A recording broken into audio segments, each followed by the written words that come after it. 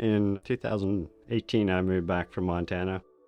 The last 4 years there, I had dispatched trucks, and so I moved back here, and I was excavating, driving dump truck, running equipment.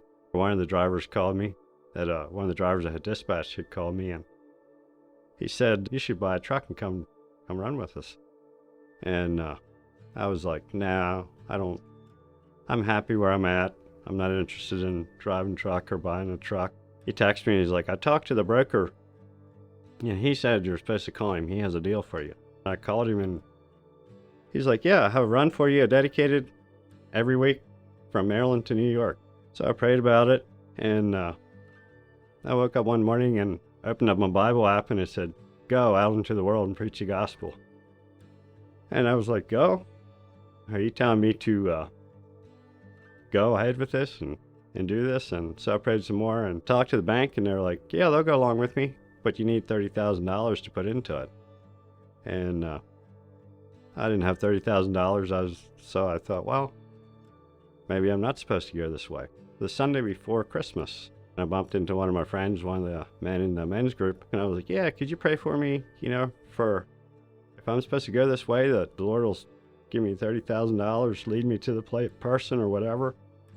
In his prayer, I remember him saying, "If this is your will, Lord, I ask that a private individual comes forward and offers 100% financing." And I thought, that doesn't happen to me. I've heard of that happening, but that just never happened to me in my life. So Thursday, I went up to load fill for a job we needed, and I knew the guy from when I was a teenager, and he stopped in, we chatted a little bit. He's like, "How's it going?" It's like, this opportunity kind of seemed to come up, but I was like, "I need $30,000 to go ahead with it." And he's like, "Oh, I'll give you $30,000. He's like, "I want to see you guys started. I want to help you out." I wasn't expecting that. Kind of caught me off guard. So he backed up and left. I was like, oh, you know what? He prayed for 100% financing. I was like, "Lord, I'm happy with the 30,000, but if you have 100%, I would like the 100%. And the next morning, the guy called me and he said, "The bank can really drag something like that out really long. I'd like to see you get into it as soon as you can." He said, "I want to give you 100% financing." So 3 weeks later, I have a truck and I'm ready to go in business for myself. So I'm pretty excited.